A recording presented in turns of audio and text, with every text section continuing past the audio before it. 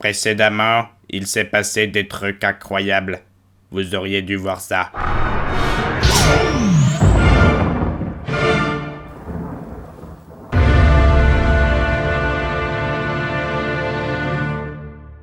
Alors, Vox partit en croisade contre le crime et Valentin continua de produire des vidéos. Quant à Bator et Smith, ils firent leur Bator et Smith. Encore une belle journée étoilée qui se profile. Un moment calme, sans interruption intempestive. Amiral Bator Allons-y. Quel est le... Oh, joli costume, Esman ému. Oh, merci, amiral. Le vôtre est pas mal non plus. Merci. Alors, quel est le problème cette fois-ci? Vous n'allez pas me croire? Dites toujours. Toujours? En effet, je ne vous crois pas. Maintenant, parlez-moi de ce problème. Vous savez, l'homme que nous avons voulu démulsifier animé, je vous ai dit que le rayon n'était encore qu'en phase de test. Et alors? Non seulement cet homme n'est pas mort, mais en plus nous avons créé une autre dimension dans laquelle il est un super-héros. Damned, depuis le début, nous cherchions à corriger le continuum espace-temps alors qu'il s'agissait d'un problème interdimensionnel. S'est-il aperçu de sa démulsifique animation? Non, amiral, aucune de ces versions ne semble en avoir conscience. D'après nos archives, l'original est encore en train de faire des vidéos pour le web, comme celle-ci.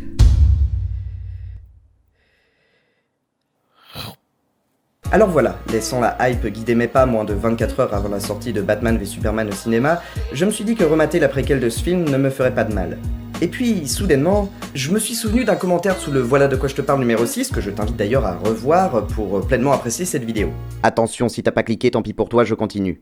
3, 2, 1... c'est reparti. Le commentaire était le suivant. Très intéressant, mais malheureusement ça ne me fera pas lire plus de Superman accent circonflexe. Néanmoins, je pensais que tu mentionnerais aussi la polémique autour de Man of Steel avec la quasi-destruction de Metropolis, ou alors l'issue du combat contre Zod. Ça aurait intéressant d'avoir ton point de vue là-dessus. À l'époque, Man of Steel était encore trop frais dans les esprits, dans le sens où DC et la Warner ne savaient pas ce qu'ils allaient faire de l'univers DC au cinéma, qu'il différait pas mal de ce qu'on avait vu jusqu'alors, et que je préférais axer ma chronique sur ce que les gens connaissaient ou croyaient connaître du personnage.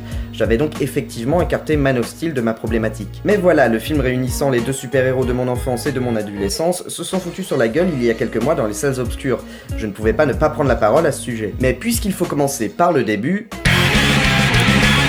du coup, j'ai quand même maté Man of Steel, hein. Je me suis pas arrêté en plein milieu, genre tiens, je vais écrire un nouvel épisode de Voilà de quoi je te parle pour répondre à ce commentaire.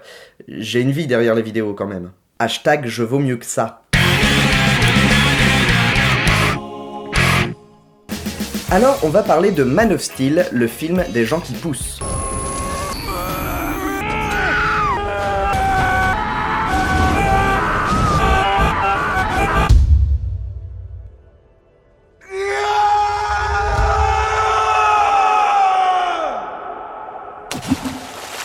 Ah oui, alors qu'on soit clair, cette vidéo s'adresse à ceux qui ont vu Man of Steel, parce que je vais spoiler comme un gros porc. Au commencement, il y a ce mec, Zack Snyder. Zack, il réalise des longs métrages comme le remake vraiment pas dégueu de l'Armée des Morts intitulé... Le retour du soldat. Intitulé L'Armée des Morts, donc t'es con ou quoi? Mais Zack, il réalise surtout des films visuellement ultra léchés comme 300 Gugus en slip trop serré. J'en peux plus, patron. Et il porte du nylon, ces enfoirés, ils nous narguent. Et on vous prêtera pas nos slips. Ou encore Le Royaume de Gaoul, le film d'animation qui montre que quand il n'a pas de scénario, Zack se contente juste de faire des trucs très beaux. Non mais vraiment putain de beau en fait. Tiens, regarde Sucker Punch, c'est la même chose. Et à l'inverse, quand on lui met un scénario béton dans les mains, il est capable de sortir un chef-d'œuvre comme Watchmen, qui est si ce n'est mon film de super-héros préféré. Et puis un jour, on me dit qu'un reboot de la franchise Superman est sur les rails, et qu'au scénario et à la production, on retrouve les frères Nolan et David S. Goyer, les mecs qui nous ont retourné le cerveau avec le diptyque Batman Begins et The Dark Knight. C'est une trilogie, parce qu'il y avait The Dark Knight...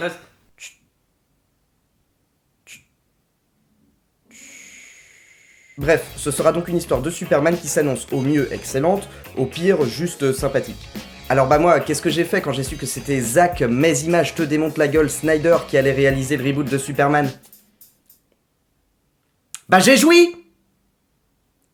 J'ai joui! Eh, C'est Nolan qui produit. En plus, moi qui aime beaucoup les ralentis, je trouvais que ça tombait sous le sens pour un film sur Superman, le mec qui bouge super vite. Des chorégraphies classieuses sublimées par des ralentis à la Matrix mais avec la touch visuelle de Snyder, j'en bavais du slip. Ouais, mais c'est Nolan qui produit. Et puis au-delà des ralentis, les contre-plongées magnifiques qu'il nous met dans tous ses films, putain, si avec ça le personnage n'est pas magnifié, je comprends plus. Ouais, mais le producteur, Mais c'est... on s'en fout que Nolan soit le producteur, il a cartonné sur Batman, alors il va convaincre Hollywood de faire un bon film sur l'homme d'acier, mais c'est pas pour ça que...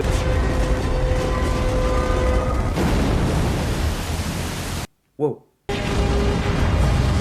Wow. Oh non.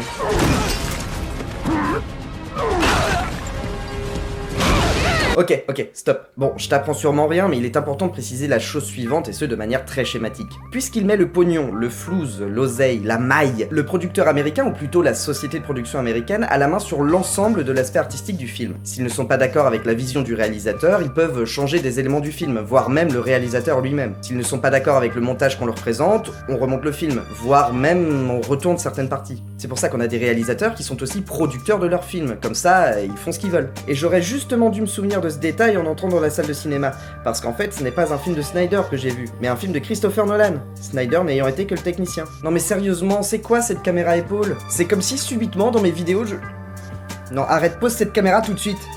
Putain, mais je m'attendais à voir ça, moi. Ouh, quel mouvement fluide. C'est tellement lisse. Ouh. Oh, quelle fluidité dans ce travelling avant. On est bien d'accord que je n'ai rien contre les caméras épaules, hein. Mais ce n'est évidemment pas ce que je recherche quand je veux voir un film de Zack Snyder. Au-delà de la réalisation, c'est la structure narrative même de l'histoire qui sent Nolan à plein nez. Bon, ça m'a moins dérangé, au contraire. Mais c'est vrai que si on n'est pas habitué, bah ça peut être assez déroutant, surtout pour un film de super-héros. On peut aussi trouver le temps long du coup.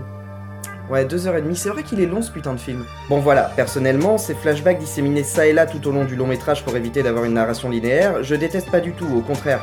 Mais il est clair que Monsieur Nolan n'y est pas pour rien. Je te laisse remater Batman Begins ou Le Prestige pour comparer. Et pour ce qui est de la caméra épaule en mode c'est comme si on était avec les personnages, en tenant la caméra ça fait plus réaliste, c'est typiquement le genre d'image qu'aime Nolan. On peut en voir un exemple ici avec ces deux images. Bref, quand je suis sorti de la salle de ciné, j'avais trouvé Man of Steel sympa sans plus. Et bon Dieu que ça m'avait déçu d'en penser ça. Mais je l'apprécie davantage à chaque visualisation. Parce que je comprends davantage à chaque visualisation l'impression qu'ils ont voulu donner de Superman avec ce film, sur le plan visuel. Et on commence par la caméra épaule, qui est plutôt bien gérée en fin de compte. Quand ils nous refont le coup de la caméra Parkinson, ce n'est que pour mieux souligner l'aspect brutal des événements dans un monde qui se veut plausible. Et au niveau de l'absence des ralentis, il n'y avait pas de volonté de magnifier les personnages, mais plutôt de nous montrer de quoi a l'air un combat aussi rapide pour notre œil de simple humain.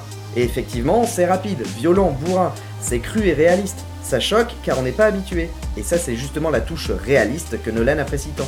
Nolan a su apporter une histoire et un rythme différents des films de super-héros à la Marvel, même si je lui reproche d'avoir bridé Snyder sur plusieurs points, notamment sur ces fameux ralentis que j'aime beaucoup. Et oui, car lors d'une interview suivant une première projection test du film, le spécialiste des effets spéciaux Jonathan Rothbart avait déclaré « Puis, lorsque le tank fait feuf, Superman se met devant Zod pour que le missile lui explose sur le ventre. Les flammes l'entourent et touchent son visage, sa cape, ses yeux. Les éclats d'obus le frappent mais rebondissent sur son corps. C'était incroyable, vraiment. Et visuellement stupéfiante. Mais ce film n'a pas le côté brillant des films de Snyder. Non, ce Superman Man of Steel est plus clown, plus coloré. On dirait plutôt du Iron Man ou du Thor. Mais il y a toujours ces ralentis que ces fans aiment. Rien qu'en dans une scène, il y en a des X. Ouais, on est d'accord, hein. Cette scène n'existe pas dans la version finale du film. Pour voir le type de combat à la Snyder que l'on était en droit d'attendre pour ce film, il faudra voir la suite, Batman v Superman. Mais j'y reviendrai. Mais en fin de compte, que ce soit les ralentis ici, les contre-plongées là, ou les images magnifiques quand il a enfin réussi à mettre la main sur un trépied, on se rend compte que Man of Steel est autant un film de Snyder qu'un film de Nolan. La patte de Zack est bien présente. En tout cas, ce qui est sûr, c'est que le film est ancré dans son époque. On peut par exemple penser à J.J. Abrams, qui a certains tics de réalisation des années 2010, dans ses Star Trek ou Star Wars par exemple. Donc est-ce que Man of Steel va bien vieillir? Au niveau des effets spéciaux sans doute, mais au niveau de la réalisation épileptique, rien n'est moins sûr. Mais donc oui, Snyder a voulu nous montrer Superman comme on ne l'avait encore jamais vu. Et en fin de compte, quand on comprend vraiment ce qu'ils ont voulu faire, bah c'est même plutôt malin. Alors Man of Steel est très loin d'être irréprochable. Oui, la scène de la tornade et du chien, oui. Pour ne citer que celle-là, ouais. Ouais. Mais il a au moins cette dimension de film d'auteur qu'on retrouve moins chez la concurrence. Oui, un film d'auteur à 225 millions de budget qui est avant tout l'œuvre de producteur, mais il est vrai qu'on remarque bien l'esthétique visuelle et sonore de Snyder, son réalisateur, et c'est en ça qu'on peut aborder le film sous un angle autoriste. Oh, et ne me fais pas dire ce que j'ai pas dit. J'aime aussi beaucoup les films Marvel, mais soyons honnêtes, les X-Men de Bryan Singer, les Spider-Man de Sam Raimi et les films de la franchise Marvel se ressemblent beaucoup visuellement. Une recette qui n'innove pas vraiment, même, ou plutôt parce qu'elle est solide et qu'elle fonctionne. En tout cas pour les films de la franchise Marvel. Donc, au final, je peux voir un film de 2h30 sur le premier de tous les super-héros. Oui, le film est imparfait, mais il se tient malgré tout, et je ne goûte plus mon plaisir. Parce qu'au final, ce sont ces petites imperfections qui le rendent unique. Maintenant, je souris comme un enfant en le regardant. Je comprends tout à fait si tu me dis que tu le trouves à chier, parce que bon, il y a quand même à redire sur ce film. Mais après l'avoir revu... Non, franchement, il a désormais une place dans mon petit cœur de fanboy. Et avant de passer à la suite, je vais donc répondre à ce commentaire en parlant de la destruction partielle de Metropolis que beaucoup ont décrié. Personnellement, je trouve ça génial. N'oublions pas que les 3/4 de sa destruction ne sont pas du tout dus à sa confrontation avec Zod, mais bien à Zod lui-même et sa machine à terraformation. Ensuite, c'est bien Zod qui s'obstine à vouloir combattre Superman dans Metropolis même. Clark n'avait tout simplement pas le choix. Un tel déchaînement de puissance ne pouvait pas finir sans la destruction massive d'une ville. C'est tout à fait cohérent avec le reste du film. Avec cette fin tellement puissante dans laquelle Clark doit en arriver au meurtre du dernier représentant de son monde pour sauver le peuple qu'il a adopté. Un choix audacieux et pas con du tout que de faire de Superman un meurtrier, ce qui l'amène donc symboliquement et définitivement à considérer la Terre comme son peuple, plus que les Kryptoniens. Man of Steel répond donc aux problématiques qu'il pose, mais concernant les conséquences, on n'a pas eu le temps de les voir puisque la fin du combat entre Kal-El et Zod se déroule moins de 10 minutes avant la fin du film. Mais ces conséquences arrivent dans Batman v Superman. Est-ce que Man of Steel peut fonctionner tout seul ? Oui, mais il vaut mieux voir la suite. Comme pour cette vidéo. Je suis bien conscient de n'avoir abordé Man of Steel qu'en tant que produit audiovisuel. Je n'ai quasiment pas parlé du scénario. La première raison étant que j'ai voulu axer ma problématique autour de l'aspect artistique du film, car c'est cela qui m'avait le plus interloqué la première fois que je l'ai vu. Je ne comprenais pas pourquoi il y avait autant de différences entre Man of Steel et ce qu'avait l'habitude de nous montrer Zack Snyder. Ensuite, je n'ai pas grand chose à dire sur le scénario qui se tient plutôt bien mais ne révolutionne pas vraiment le genre. Seule la manière de raconter l'histoire innove un peu avec ce qu'on a l'habitude de voir, mais au final, Superman, même s'il est traité de manière plus cynique et sombre que d'habitude, reste Superman. Hormis peut-être le fait qu'il tue à la fin du film. Mais pour bien mesurer à quel point ceci n'est pas du tout une trahison du personnage de la part des scénaristes, je t'invite à regarder la suite de cet épisode, mais aussi cette vidéo de Chris. Celle-là. Oui, celle-là. Tu vas en apprendre des choses avec celle-là.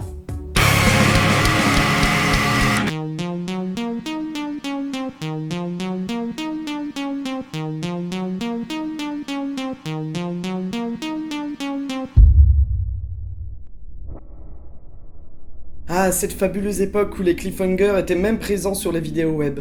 Certes. Tout va bien, amiral ? Ôtez-moi d'un doute, Bernadette. Lequel, amiral ? Cet homme. Il ne vous rappelle pas... Mais... Oui, amiral, vous avez raison, c'est lui ? Oui, c'est lui. Vous êtes très physionomiste, amiral. Comment avons-nous fait pour passer à côté de ça après tout ce temps à regarder ces vidéos ? Les inconvénients de la mémoire xordienne, amiral. Mais alors, que faisons-nous à présent ? Je vous le dis dans un instant, lancez la vidéo suivante. À vos ordres, amiral.